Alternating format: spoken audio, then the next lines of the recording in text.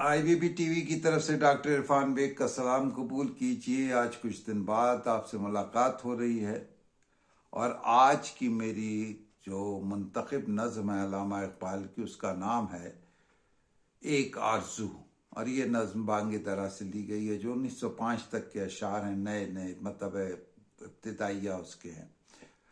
اقبال اور ورڈزورتھ، یعنی جس کو ہم کہیں کہ جو شاعر ہے فطرت کے حسن کی عکاسی کا، ولیمز ورڈزورتھ کی پیدائش جو ہے 7 اپریل 1770 میں اور وفات 23 اپریل 1850 میں ہوئی۔ علامہ اقبال کی پیدائش آپ جانتے ہیں کہ 1877 کی ہے۔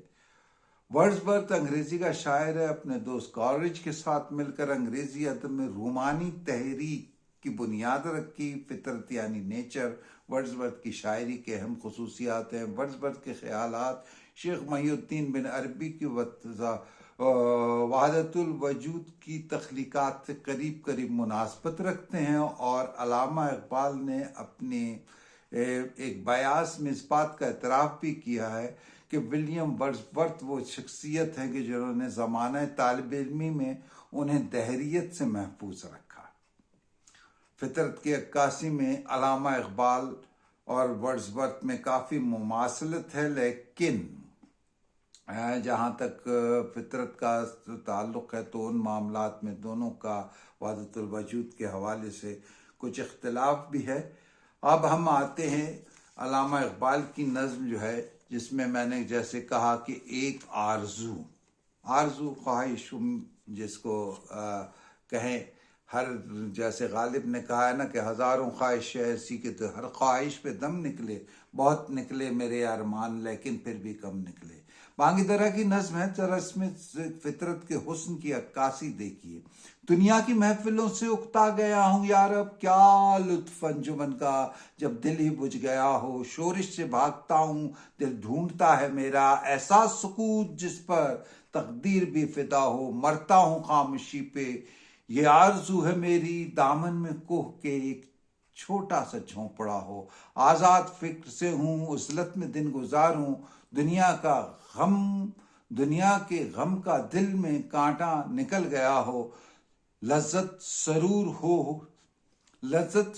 ہو چڑیوں کے چہچہوں میں، چشمے کی شورشوں میں باجا سا بج رہا ہو۔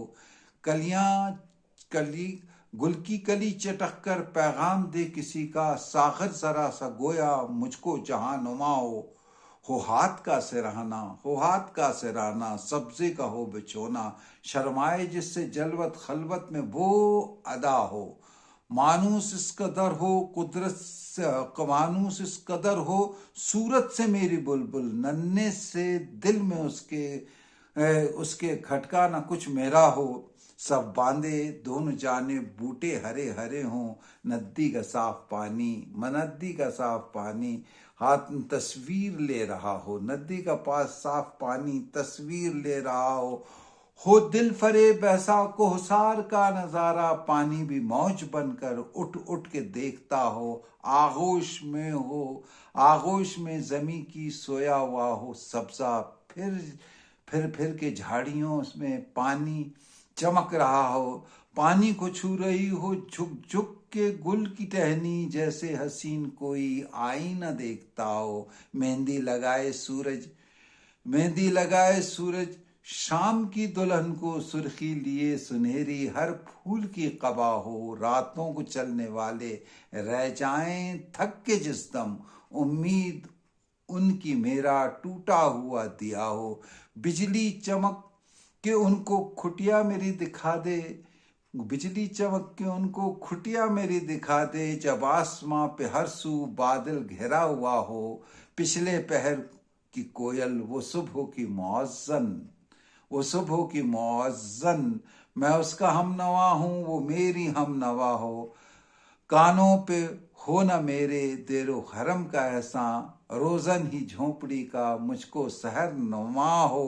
پھولوں کو آئے جس دم شبنم وضو کرانے، رونا میرا وضو ہو، نالا میری دعا ہو۔ इस खामोशी में जाएं इतने बुलंद नारे, तारों के काफिले को मेरी सदा डराओ।